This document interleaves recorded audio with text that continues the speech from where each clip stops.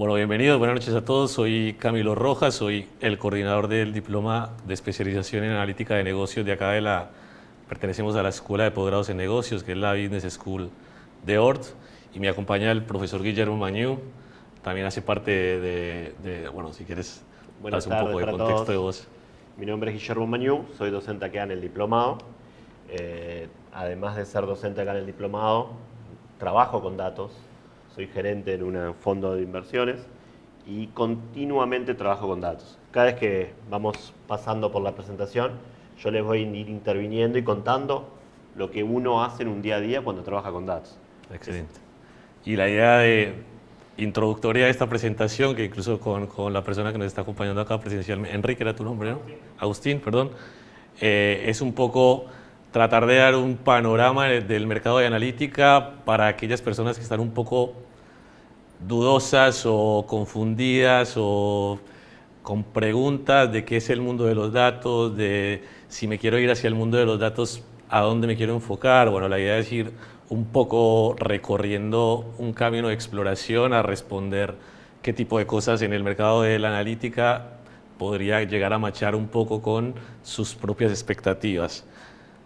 Primero, cuando hablamos del mundo de datos, bueno, que al principio me preguntabas qué específicamente es el mundo de datos, pero bueno, hoy en día ahí tenemos un panorama gigante de lo que es el mundo de datos. Escuchamos por ahí en el mercado la palabra analytics, nos encontramos con data scientists, nos encontramos con data engineer, nos encontramos con gente que trabaja en business intelligence, con roles de business analyst, por ejemplo, o herramientas como Big Data y un montón de palabras relacionadas con data que al final decimos, bueno, pero ¿qué pasa si yo soy contador, soy economista, soy administrador y quiero comenzar en el mundo de los datos? De todo esto, ¿a dónde me quiero enfocar, ¿no? Entonces, vamos a un poco a esclarecer en términos prácticos este camino. Lo primero, resaltar unos insights particulares del mundo de la analítica. Por acá tengo algunos datos que se hicieron con unas encuestas de job posting, o sea, de posiciones hábiles en LinkedIn respecto a roles de analítica. Y nos encontramos, por ejemplo, que el 15% de las ofertas de esa encuesta o de LinkedIn provienen de áreas de tecnología o de consultoría, ¿no? Inclusive acá en el mercado de Uruguay es muy normal encontrar empresas que prestan servicios de tecnología o que trabajan como consultoras para prestar servicios de tecnología, incluso muy comúnmente al exterior. Nos encontramos que generalmente las profesiones que suelen ser listadas en esas ofertas de trabajo están relacionadas con la ciencia de la computación, con estadística, con ingeniería. Algo capcioso es que, bueno, yo me recibí en el 2010, por ejemplo, y en mi época no habían carreras de ciencia de datos, no habían carreras de ingeniería de datos, pero incluso hoy en la práctica vemos que ese tipo de posiciones tampoco es que exigen ciertas carreras de grado o profesiones de grado relacionadas estrictamente con datos, ¿no? Las herramientas o las técnicas más buscadas en esas posiciones son SQL, Python, R, digamos los tres lenguajes de programación más útiles en lo que es la analítica de datos o lo que es la manipulación de datos y toda la gestión de información que después se deriva en reportes, visualizaciones, pero lo que es manipulación son las tres herramientas más útiles, y un 54% de esas posiciones exigen o requieren que tengan habilidades fuertes en Excel, ¿no? Otra herramienta comúnmente utilizada en la manipulación de datos. Pero ¿qué pasa? Lo que un poco mencionaba, ¿será que tengo que tener una carrera de grado para efectivamente trabajar en el mundo de datos? Bueno, acá tenemos un ejemplo de que vos sos licenciado en Administración y Gerencia y ahora estás en el mundo de datos y generalmente suele tener ese patrón. Hay gente que específicamente no tiene carreras de grado, pero vamos a evaluar el contexto para ver qué es lo que pasa y por dónde podemos ver un camino más esclarecedor del mercado de analítica, ¿no? En términos de Uruguay, y vimos la estadística global de que la mayoría de las posiciones o de ofertas de trabajo provienen de empresas tecnológicas y de consultoras. Bueno, vemos acá, por ejemplo, cómo en la generación de oportunidades en Uruguay, en particular, el sector de tecnología es el que lidera la generación de oportunidades, ¿no?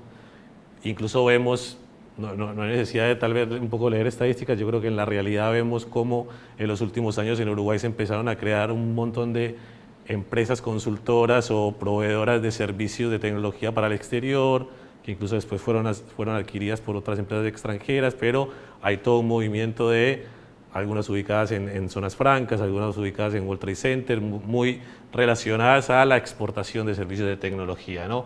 Incluso si seguimos viendo comercio y finanzas, hoy en día se ve mucho cómo la analítica impacta en sectores como el comercio y las finanzas, ¿no? El comercio electrónico, todo lo que es inteligencia comercial, todo lo que es análisis de consumidor. Después en finanzas, ahora vamos a tocar un poco con el profe que es especialista en analítica, sobre todo para rubros financieros, entonces también obviamente como hay ahora Financial Analytics y un montón de analíticas ya sesgadas o específicas de áreas que generalmente veíamos un poco más tradicionales en las empresas, ¿no?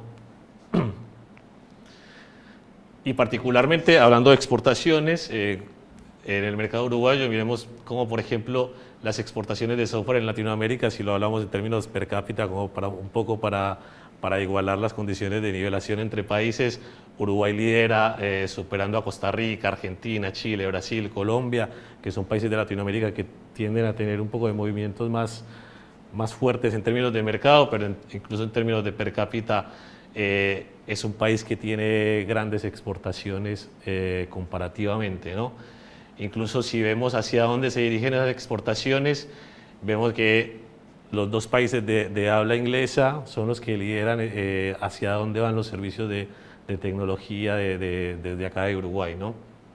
Inclusive acá en la tabla de abajo mostramos cuáles son casi que el 79% de personas que están ocupadas ya dominan los dos idiomas, entonces también hay tal vez una ventaja para los que son profesionales y manejan un segundo idioma de, ok, yo me estoy enfrentando a un mercado que posiblemente tenga una buena perspectiva, ¿no?, en futuro. Luego nos queda la pregunta de, bueno, pero si yo quiero comenzar con, ¿cómo estás, Gerán?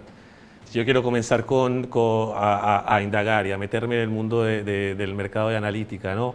¿Será que solo hay oportunidades en las empresas grandes, en las empresas que conocemos, típicas como The Local, Mercado Libre, Globan, las que conocemos, o tal vez hay una buena oportunidad en empresas chicas?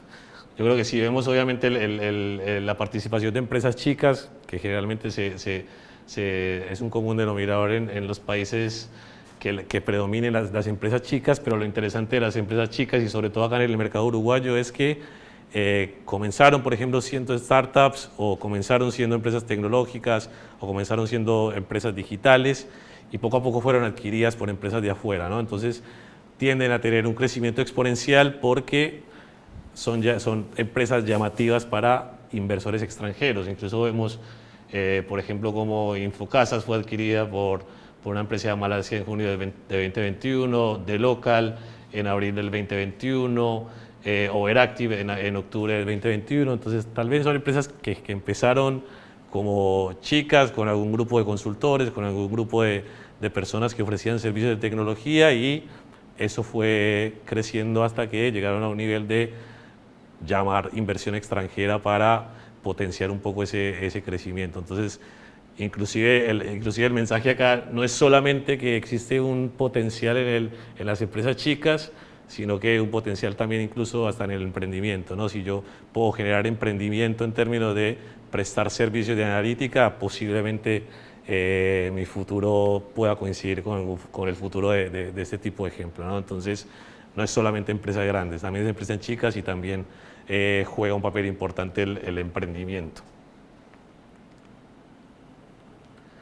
Y como les mencionaba, bueno, hay un factor de exportación, hay una relación con empresas de afuera, hay una fuerte relación de prestar servicios a empresas de Estados Unidos, por ejemplo. Bueno, yo al principio un poco me acorté en mi presentación, pero bueno, yo además de pertenecer acá a la Escuela de Posgrados en Negocios, trabajo con mis proyectos también relacionados con analítica y generalmente con Business Intelligence para empresas y proyectos de Estados Unidos. Entonces, hoy en día no es tan difícil entrar incluso a un mercado extranjero, porque yo creo que ya hay hoy, incluso de Estados Unidos, especifican que las posiciones se cubran desde países latinoamericanos. Entonces hay un buen potencial para eso. Entonces también podemos fijarnos qué pasa en Estados Unidos, ¿no? Porque está todo este movimiento de contratar personas desde allá en Latinoamérica, y veamos algunos datos en particular. El mercado, específicamente el mercado de analytics en Estados Unidos, según una fuente de una encuesta también de posiciones abiertas de trabajo, se piensa que va a crecer desde el 2023 desde 7.03 billones de dólares hasta llegar a un 303 billones de dólares en 2030, lo que involucra un crecimiento anual compuesto promedio de 27.6%, que comparativamente con otros mercados es un valor bastante grande. Entonces, yo creo que la conclusión es formarme en analítica hasta puede ser a futuro una buena opción, porque el mercado como tal de la analítica se está moviendo a una velocidad que es bastante atractiva, ¿no? Después vemos por regiones, obviamente, como tal vez ese crecimiento está más impulsado por Estados Unidos, pero si vemos la tendencia en otras regiones, también hay un crecimiento respecto a lo que está actualmente viéndose, ¿no? Incluso más específico, ¿no? ¿Qué pasa no solo con el mercado, sino qué pasa con las personas que trabajan en ese mercado, ¿no? Algo interesante es que Glassdoor, que es una plataforma donde básicamente los empleados o las personas que tienen ciertos cargos en empresas publican sus salarios, sus reviews de ciertas empresas, califican las empresas, especifican qué beneficios tienen esas empresas, y es como una gran base de datos para consultar. Por ejemplo, si yo me quiero postular a un trabajo en específico, en una empresa específica, voy a Glassdoor y busco la empresa y miro qué calificaciones tiene, qué comentarios tiene, cuál es el rango salarial de ciertas posiciones, porque la gente misma participa otorgando esos datos de forma anónima. Y esa encuesta en particular o esa plataforma en particular dice que el salario promedio de un rol de analítica ronda los $70.000 por año, ¿no? Entonces, en promedio, ahora miramos los distintos niveles, pero en promedio ronda los $70.000 por año. ZipRecruiter, que es otra plataforma similar, dice que si es un trabajo freelancer, que generalmente los que trabajamos desde Latinoamérica para afuera tenemos algún tipo de contrato como contractor o como freelancer, suele ser $76.000 por año, ¿no? Que coincide un poco con el anterior, pero es un buen número si lo ponemos a nivel mensual, ¿no? Vamos a ponerlo a nivel mensual y a nivel un poco jerárquico. Todos los cargos de analítica de rol de junior, digamos, los que entran al mercado, en promedio tienen un salario mensual de $4.500, que para un junior es bastante bien, ¿no? Para un semi-senior tiene $5.800 mensuales. Para un associate, que es como el senior, bueno, entre el senior y el semi-senior son $6.000, ya un senior tiene $8.500, y ya un principal que tiene un equipo a cargo, un proyecto a cargo, ya tiene $12.000 por año. Incluso yo conozco personas que coinciden con desde acá de Latinoamérica, que coinciden con este tipo de salarios, ¿no? Entonces, hasta es atractivo pensar que si hago una inversión en el mercado de analítica como entry level o como junior, hasta no está tan mal como una base inicial, ¿no? Principalmente, ¿qué tipo de características son las que se solicitan, por ejemplo, en estos roles de Estados Unidos, ¿no? Que sepa utilizar herramientas como Excel, que ahora vimos que generalmente casi el 60% de las posiciones lo exigen. Tableau y Power BI como herramientas de Business Intelligence y de reporting y visualización. Y después herramientas que ya conocemos generalmente, incluso en otros roles que no tengan que ver con analítica, pero presentaciones como PowerPoint o el Office o el Word para la generación de texto, ¿no? Y en términos de programas de lenguajes de programación, un poco también lo que habíamos visto al principio, SQL con un 63%, básicamente el SQL yo siempre digo que es como nuestra tercera mano porque para los que trabajamos con datos siempre hay una etapa de exploración y la exploración siempre tiene que tener el más de saber SQL. Python, por ejemplo, y después chiquito hay algunas herramientas de Big Data, hay algunas herramientas también relacionadas con analítica que suelen ser, pero miremos cómo la proporción de SQL y Python tienen como un peso bastante importante en el mercado de analítica para las posiciones que requiere el mercado de analítica, ¿no? Incluso más interesante aún, y enlazándolo con la diapositiva anterior, el 39%, casi el 40% de las posiciones que se requieren son posiciones iniciales, o sea, son posiciones junior. Entonces, si yo lo enlazo con el anterior, que gana un poquito más de $4.000 y además hay una gran oferta de empresas que están contratando entry levels, es bastante, o sea, es una buena probabilidad de tener un buen salario, ¿no? Un 32% de niveles medios, un 11.8% de niveles superiores, pero es interesante ver cómo entry level y niveles medios tiene una buena probabilidad de encontrar posiciones por lo menos para postularse, ¿no? Skills importantes que además de todo esto, y hay algo interesante en esta lista de skills, y es que en analítica no solamente basta con saber técnicamente los conceptos, ¿no? Incluso en el posgrado de analítica de negocios, digamos que la característica principal es que formamos profesionales que están entre lo técnico y el negocio, o sea, se capacitan en temas técnicos, pero no dejan de un lado todo lo que es el negocio. Por eso generalmente roles de administración, de economía, de contadores, entran bastante bien en este tipo de formaciones porque tienen esa pata de negocio que directamente en esas áreas de negocios donde surgen las necesidades de data, ¿no? Los técnicos no tendrían laburo si en las áreas de negocio no se generaran necesidades, ¿no? Entonces es importante ver cómo, además de saber coleccionar datos y limpiarlos, de analizarlos, de crear visualizaciones, de generar modelos, de trabajar con bases de datos, hay skills más soft, digamos. Está pensamiento analítico, resolución de problemas, buena comunicación, aprendizaje continuo, y obviamente todo eso, mucha de la cancha que nos da todo eso es las áreas de negocio, ¿no? donde trabajamos un poco más con lo que pasa realmente en el negocio.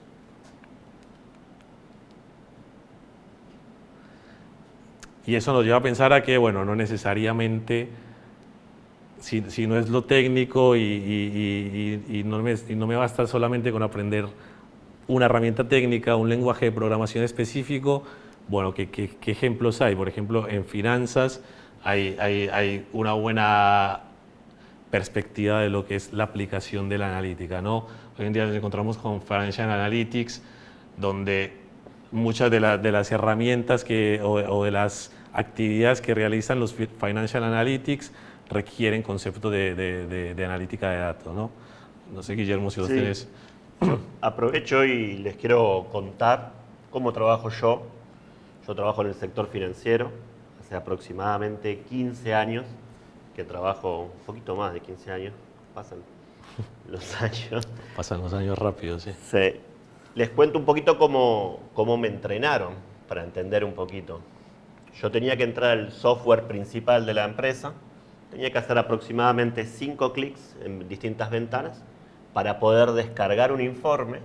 Ese informe se me descargaba en un Excel. Ese Excel lo tenía que trabajar, entonces tenía que hacer distintas tablas dinámicas, hacía los gráficos y después tanto esas tablas dinámicas como esos gráficos los pegaba en un Word, escribía lo que era relevante del análisis que había hecho y lo guardaba como un PDF. ¿Sí?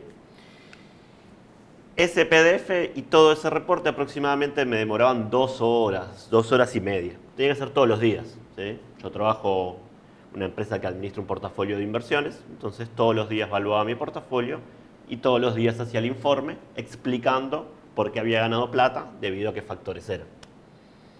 A los 3, 4 meses de estar trabajando, me ocurrió el primer desafío. ¿Sí? Es que quería un dato nuevo. ¿Sí? Un dato nuevo que estaba en la base, pero que no estaba en ese informe. ¿Sí? Y ahí el primer desafío que tuvimos fue decir, bueno, quiero una columna más a un reporte que sale del software. Ese software dependía de un proveedor. Entonces, imagínense ya este concepto de que yo le tenía que pagar a una persona para que me diera información que era mía, ¿no? Digo, los datos son míos, están guardados en mi base de datos. Yo quiero agregar una columna y tengo que tercerizar ese servicio para incorporarlo. Eso ahí desde ese momento ya me hizo ruido. Digo, pero ¿cómo puede ser si los datos los tengo almacenados yo? Y ahí empecé a investigar y ahí me encontré con el mundo del SQL, es algo de lo que recién Camilo mencionaba. Y ahí en realidad me di cuenta de que estaba haciendo 5 clics al santo botón, porque en realidad la información que me desplegaba en el informe en un Excel era una consulta SQL. Y si yo quería agregar 1, 2, 3, 4 columnas, lo podía hacer editando la consulta que imprimía el informe. ¿Sí? Y ahí empecé a investigar en ese mundo diciendo, bueno, los datos son míos, yo tengo que tener un total control. Y ahí empecé a trabajar lo que es el SQL. ¿Qué fue lo que me pasó después inmediatamente de que pude incorporar y trabajar con las herramientas? Me empecé a dar cuenta, eso fue un poquito más, creo que ya cerca del año, de que los informes como que siempre escribía lo mismo, ¿no? Cuando ganaba plata por 2 o 3 razones. Cuando perdía plata, perdía por 2 o 3 razones. Y en definitiva siempre estaba como que escribiendo lo mismo. Siempre había un racional. Siempre había ciertos factores que eran comunes que iban en distinto orden explicando. Entonces yo en definitiva terminaba cambiando 2 numeritos y a veces me equivocaba porque los tenía que en el Excel y los tenía que copiar en un Word. Y ahí dije, bueno, tiene que haber una forma mejor para hacerlo. Y ahí empecé a trabajar con todo lo que es los dashboards. ¿Sí? Empecé a trabajar con los dashboards. Los dashboards me daban la virtud de que directamente iban al SQL, me traían los datos, me los transformaba y me mostraba directamente el resultado en una gráfica, evitando cualquier tipo de error entre pegar el valorcito. ¿Sí? Eso para mí, trabajar con herramientas como Power BI, Tableau, generó un valor adicional al negocio. Pero me seguían pidiendo el informe en PDF. Ah, típico, sí. Sí. O cuando creamos un reporte en Power BI o en Tableau, que el cliente o el stakeholder siempre te pide el botón para descargar la información, ¿no? Sí, exactamente. O que te estoy creando un reporte para que... Bueno, pero ahora lo quiero exportar un PowerPoint para hacer la presentación. Y dicen, bueno, pero lo tenés dinámico, ¿para qué lo querés estático? Ahí va. No, volviendo un poquito a la historia, ahí empecé a trabajar las herramientas de visualización y con la importancia de que le delegás al usuario todo el análisis secundario, ¿no? Digo, si yo traigo toda la información, la puedo visualizar, si una persona quiere ver algo puntual, poner un filtro en particular, lo podía hacer dinámicamente y no estáticamente. Después yo seguí trabajando y también encontré que todas esas herramientas se pueden automatizar, todos los resultados se pueden automatizar evitando errores. ¿Sí? Yo trabajo con la herramienta R. La herramienta R es muy parecida a Python. En el diplomado trabajamos con R. Sinceramente, Python R es lo mismo. Para iniciar, para arrancar a aprender, suele ser más sencillo R. Pero si una persona trabaja con Python, ya hizo toda la ventana de aprendizaje. Pero una persona que está acostumbrada a trabajar en Excel, R es más amigable en un principio. ¿Sí? Yo tengo un R, en el software R, es multiplataforma y se conecta a distintos servicios. Entonces yo hoy por hoy tengo mi sesión que se conecta a la base de datos, me trae automáticamente los datos, se conecta a páginas web y me descarga la información de las páginas web, se conecta a Excel y me trae la información en Excel. Esa información la procesa y yo, como ya automaticé los contenidos que dependen de los resultados, no tengo errores y inmediatamente me informa un PDF, que ese PDF se guarda en una página web donde pueden acceder los ejecutivos. Y ahí uno diría, bueno, ya está. Yo no, hay un paso más. Yo todo eso no lo trabajo en mi escritorio, en mi computadora, lo trabajo en un servidor. Y el servidor lo que me permite es programar las tareas.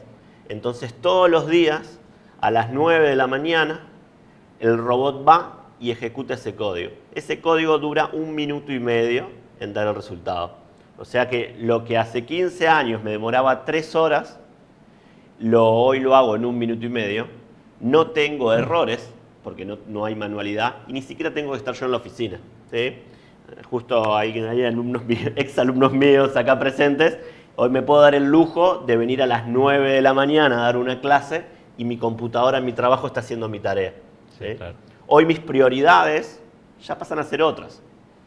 Te dejo avanzar y después continúo el ejemplo. Y qué interesante la anécdota, porque utiliza un concepto que hoy en día suena mucho por ahí, que es la democratización de la información, ¿no?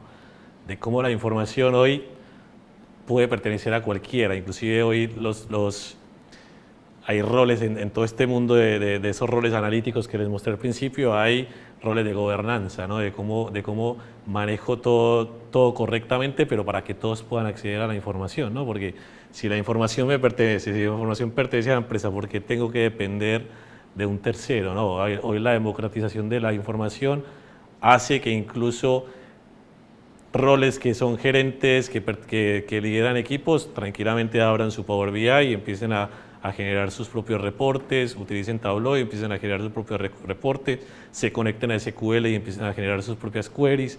Entonces hoy no es necesario un conocimiento técnico, porque la democratización de la información hace que le llegue a todo el mundo y que todo el mundo se las ingenie para saber cómo trabajar en eso, ¿no? Entonces hoy por eso nos encontramos tantas personas queriendo hacer cursos de Business Intelligence, hacer cursos de analítica, aprender cómo hacer modelos de predicción. Entonces, interesante. Por ejemplo, acá, esta información estadística que un poco soporta lo que recién Guillermo nos contaba, y es que les preguntaban a ciertas personas de empresas de Estados Unidos, del sector financiero, por ejemplo, ¿cómo calificarías el uso de tu empresa de tecnologías avanzadas en estas tareas de financieras, ¿no? Y mira qué interesante que el 69% lo calificó como avanzado, ¿no? Y esto 2022.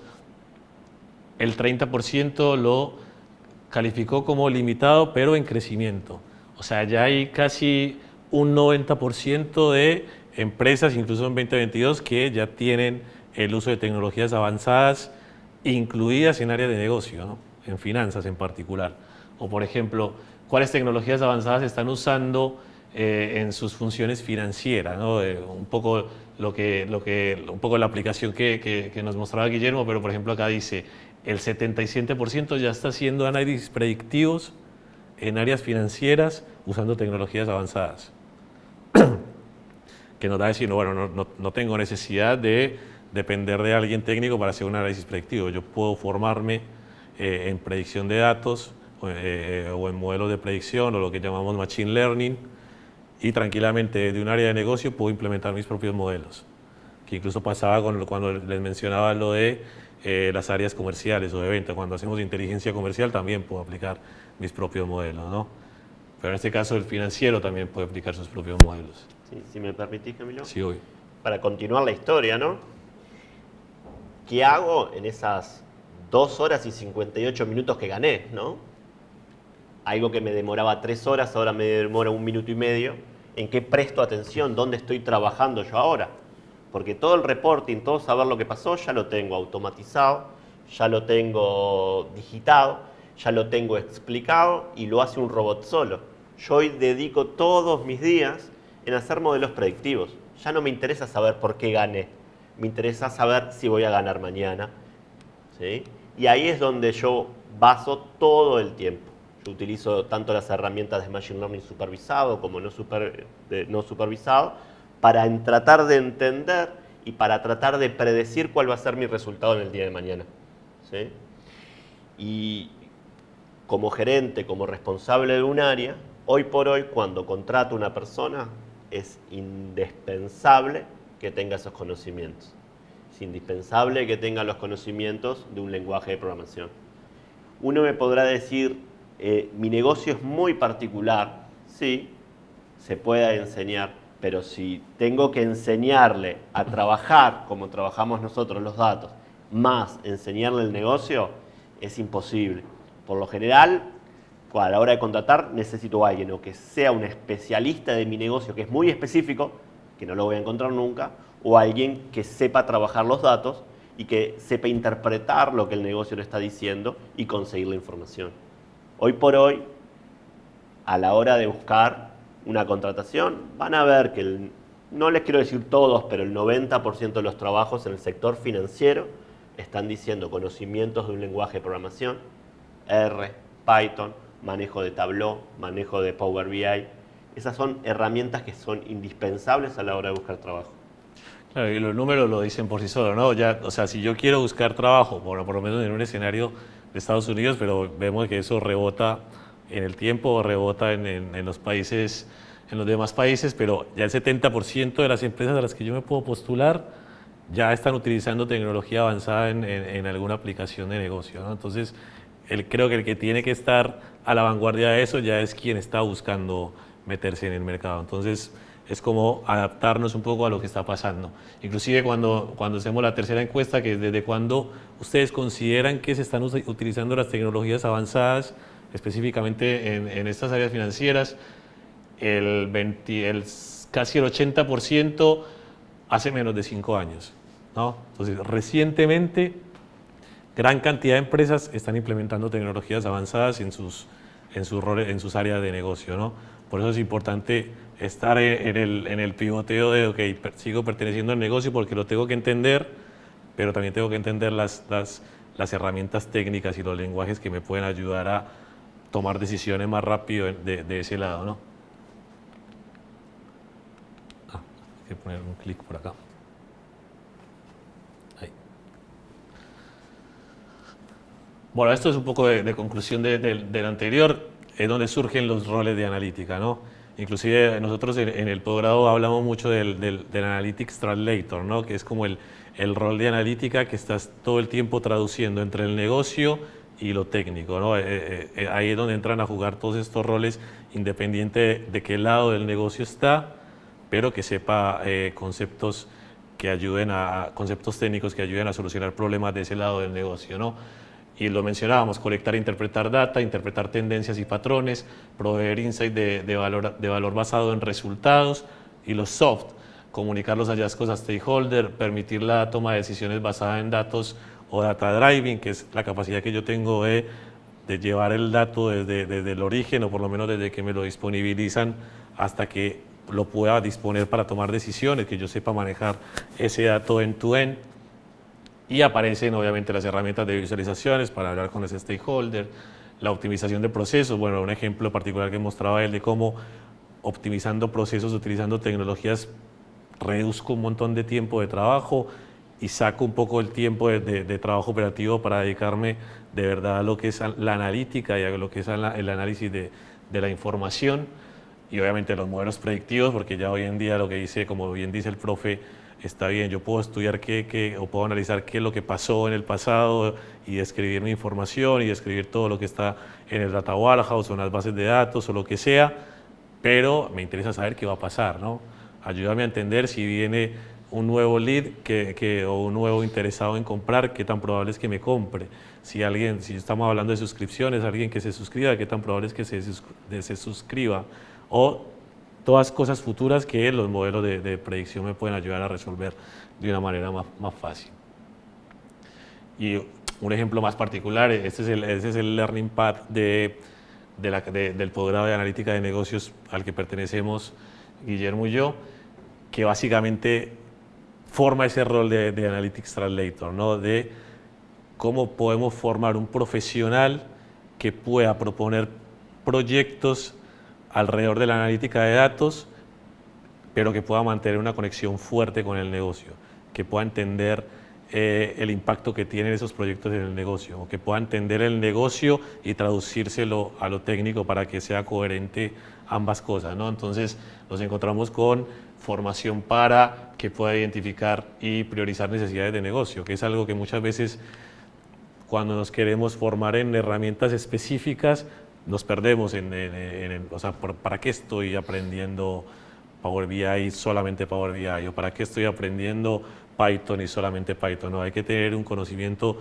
del negocio para saber, ok, pero eso me sirve porque estoy ubicado acá en el negocio, porque quiero generar un proyecto que involucra ese tipo de herramientas. Entonces, formamos roles que puedan identificar y priorizar necesidades de negocio, y hay roles que participan o que trabajan como los business analysts, que son los que interpretan y traducen a lo técnico, los product managers, los product leaders. Después recolectan y preparan data, los roles de Business Intelligence, de Analytics Engineer, que son los que entran al Data Warehouse o a las bases de datos y transforman la data y la dejan ahí mismo disponible para que otras personas lo consuman. Construir el motor analítico, que es donde aparecen los Data Engineers o los de Big Data, que son los que trabajan, por ejemplo, con lo técnico, con la infraestructura, con la arquitectura, con cómo sincronizar las bases de datos, con cómo disponibilizar para que las bases de datos funcionen rápido, por ejemplo, todo lo que es técnico, ingenieros de datos y Big Data, Data Scientists, que son los especialistas en predicción, Business Intelligence, que son los especialistas en descripción. Entonces, todos los modelos que me ayudan a esas áreas, ahí van encontrando participación con roles, validación del impacto del negocio, lo que les mencionaba. O sea, lo que estoy haciendo es coherente con lo que el negocio me pidió al principio. Entonces, ok, bueno, puedo generar un reporte que me muestre el impacto de este proyecto, si reduje costos, si reduje tiempos, si aumenté ganancias. ¿Cómo puedo yo demostrar que lo que está en el lado técnico, lo que se desarrolló en el lado técnico, tiene un impacto verdadero en el negocio? Y finalmente implementar y ejecutar. Entonces es un path career que te ayuda a formarte en lo técnico, porque incluso hay materias como, bueno, acá tenemos uno de los profesores estrella de algunas materias, Introducción a la Programación para Analítica. ¿Cómo utilizo yo no sé si Guillermo querés ampliar un poco de esa materia? Más que de la materia, iba a ampliar con un ejemplo más general, si me Dale, permitís, sí, de una experiencia que me pasó trabajando. Como les comentaba, trabajo en el sector financiero. En una empresa en la que trabajé se dedicaba al crédito al consumo. Como ustedes saben, en el crédito al consumo hay una herramienta que es fundamental, que es el credit scoring, ¿no? ¿Sí? Hay varios proveedores, pero hay un proveedor que es muy grande de credit scoring, que a principios del año 2000, 2005, no recuerdo bien qué año, generó un modelo donde se vinculaba y uno le daba el cliente, diciendo, bueno, vino mi cliente, decime qué scoring tiene, y lo puntuaba, y en base a ese scoring uno le decidía si le daba el crédito o no. ¿Sí? Ese modelo que ellos generaron me hace recordar todo esto, ¿no? Pues el problema de negocio es claro, ¿no? Yo necesito un credit score para determinar si doy el préstamo o no, decido tercerizarlo en una empresa que centraliza la información de todos. Entonces, la parte de recopilar la información, el número 2, es donde yo internamente no sabía si había ido a solicitar un crédito a la competencia.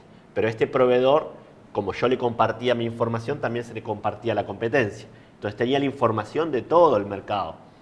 Y ellos, cuando hicieron el modelo, encontraron algo que fue brillante, ¿sí? Encontraron de que si las personas habían declarado como perdida su cédula, lo más probable es que haya sido fraude o haya habido un fraude. Eran muy poquitos los casos, ¿sí? Aproximadamente no más del 5% eran de los datos habían perdido la cédula en el corto plazo. Y cuando una persona había perdido la cédula y en corto plazo estaba pidiendo un crédito, podría ser que a alguien con la cédula, se recuerdan la cédula vieja que era un carnet, le cambiaba la foto y estaba haciendo fraude. Ese modelo, cuando se implementó, fue un éxito. Tenía una herramienta que incluso me permitía determinar el fraude. La importancia de esa implementación en el rubro fue muy buena. Pero ¿qué es lo que pasa? Un modelo no termina una vez que lo diseña. Un modelo siempre hay que darle un seguimiento. Y me pasó aproximadamente por 2015, 2016, empecé a rechazar de rechazar por esa señal de fraude, del 5% me pasó al 25% de mis clientes que los rechazaba por presunto fraude porque había declarado perdida la cédula. ¿Pero qué era lo que había pasado? El ministerio había cambiado la cédula vieja por la cédula nueva. Entonces muchas personas querían tener la cédula nueva porque era un carnet mucho más lindo que la cédula anterior. Entonces todos declararon perdida y me levantaron, me quintuplicaron las alertas. Entonces, cuando uno hace un modelo analítico y un modelo predictivo, no es un trabajo de una vez. Es un trabajo que hay que darle un seguimiento constante para que no se desalinee de su core. El número uno nunca lo tienen que perder de la vista. Es cuál es el foco del negocio. Una solución implementada no se terminó. Se hace el seguimiento, se recalcula, se recalibra y siempre se piensa perdí el foco del negocio, estoy usando la herramienta que implementé para lo que quería. No, y recordemos que cuando hablamos de modelos predictivos, no es solo un modelo, es un modelo de aprendizaje. En realidad el nombre completo es un modelo de aprendizaje.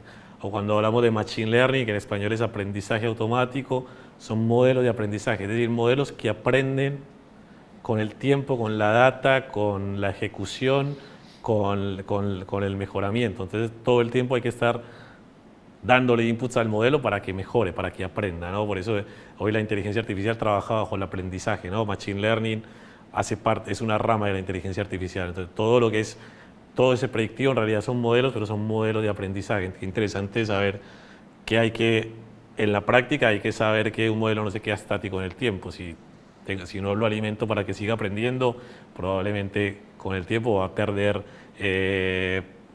accuracy, va a aprender como, ¿cómo se dice? Exactitud, ¿no? Entonces, por ejemplo, todo este Path Career se deriva en materias como Introducción a la Programación, donde, por ejemplo, Guillermo mencionaba que vemos R como un fuerte componente de programación para la analítica, que es muy similar a Python. Ambos son lenguajes de programación orientada a objetos, entonces yo creo que el aprendizaje de uno tranquilamente se puede derivar en el aprendizaje de otro. Estadística, obviamente, todos estos modelos, por ejemplo, la validación de que un modelo funcione termina validándose con parámetros estadísticos, ¿no? No es simplemente que tengo un modelo y lo ejecuto, no, yo lo mido, o incluso si tengo varios modelos al mismo tiempo, yo los comparo y la decisión de cuál modelo es el mejor recae en parámetros estadísticos. Entonces es importante también tener conocimiento de estadística. SQL o programación para bases de datos. Modelos de negocio, no perder el foco de, ok, ¿por qué los modelos de negocio están implementando ese tipo de roles, del Analytics Translator, por ejemplo? Porque incluso anteriormente o antes de la pandemia veíamos ese tipo de roles muy presentes en startups, en empresas tecnológicas, pero hoy en día ya casi que todas las empresas locales están migrando a la digitalización, a poner procesos ágiles o equipos ágiles, a involucrar roles un poco más de desarrollo y operación, o lo que llamamos DevOps, un poco más incluidos en los equipos para poder solucionar rápidamente los problemas. Machine Learning supervisado, Machine Learning no supervisado, varias técnicas de Machine Learning.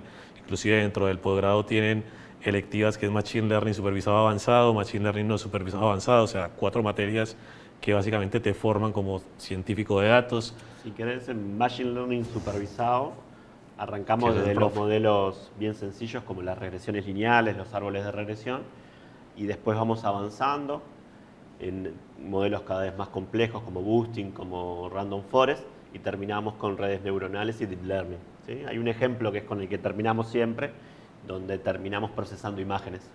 Hacemos un procesamiento de imagen bien sencillo, como para que sea bien práctico, donde le ponemos fotos de gatos, de perros y de panda, a ver si el modelo puede identificar en base a las fotos qué tipo de animal es. Y eso se aplica para todo lo que ustedes quieran. Un ex alumno que recuerdo que trabajaba en temas agrícolas y utilizaba las fotos en infrarrojo para determinar dónde había pestes, para no tener que fumigar todo el campo y poder fumigar en los sectores donde detectaban las pestes. El procesamiento de imágenes hoy Es algo que es muy potente y que uno se lo imagina como algo extremadamente complejo, pero en realidad no lo es. Si uno tiene una suficiente base de imágenes para que el algoritmo aprenda, lo va a aprender. Y no hay que ser un ingeniero especialista para poder hacerlo. No, y que hoy en día hay herramientas como las famosas herramientas de Big Data, que son precisamente para eso, no solamente herramientas que me sirvan para almacenar tablitas e información estructurada, sino que yo pueda tener todo un ecosistema de Big Data donde yo pueda almacenar imágenes, donde yo pueda almacenar audio, donde yo pueda almacenar video, y no solo almacenar, sino analizarlo, ¿no? Que cuando yo me conecte a analizarlo, responda correctamente. Por eso estos roles de Big Data son un poco más técnicos de la arquitectura, porque tienen que ayudarnos a nosotros a manejar toda esa data que es no estructurada, digamos, pero para que la podamos trabajar de una manera más rápida, ¿no? Por ejemplo, visualización y narrativa de datos viene de la pata del negocio, ¿no? Como incluso es un profe que vino de invitado, la semana pasada se fue justamente, viene de Estados Unidos, de Minnesota, y el profe da una cátedra de cómo contar, cómo narrar los datos para que la persona que yo le estoy contando los datos me entienda, ¿no?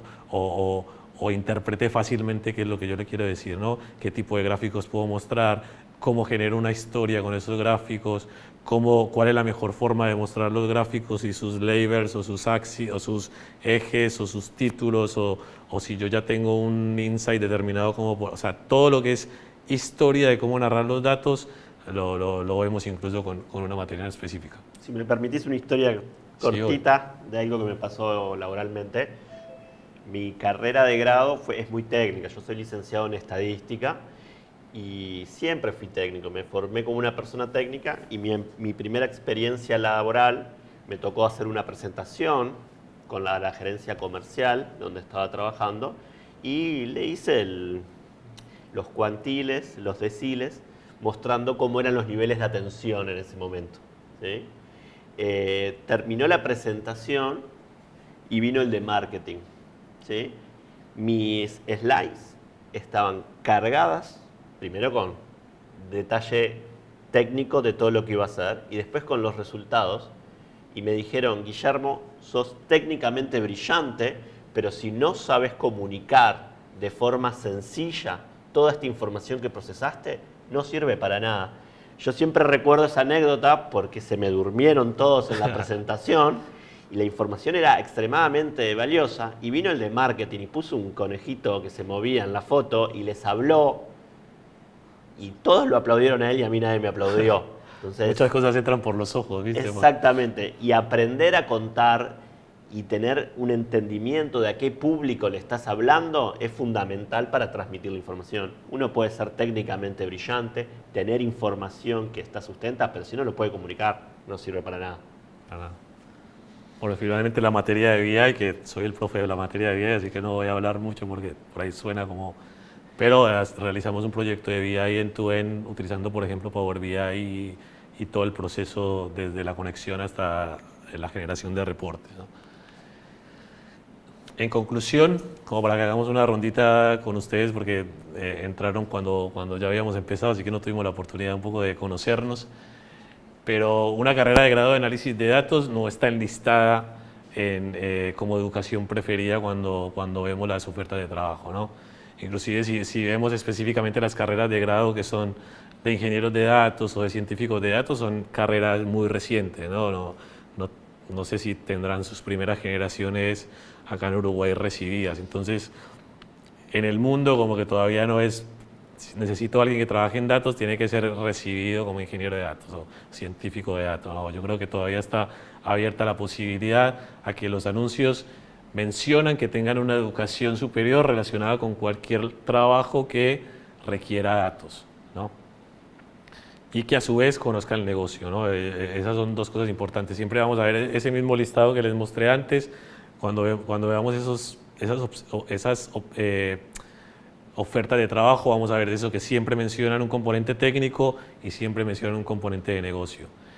Si careces de educación formal en análisis de datos, que muchos, por ejemplo, no tuvimos educación formal en análisis de datos, bueno, podemos aprovechar los posgrados de especialización como de analítica de negocios de ORT como para profundizar en ese tema. Y aún puedes encontrar trabajo en el mercado, puedes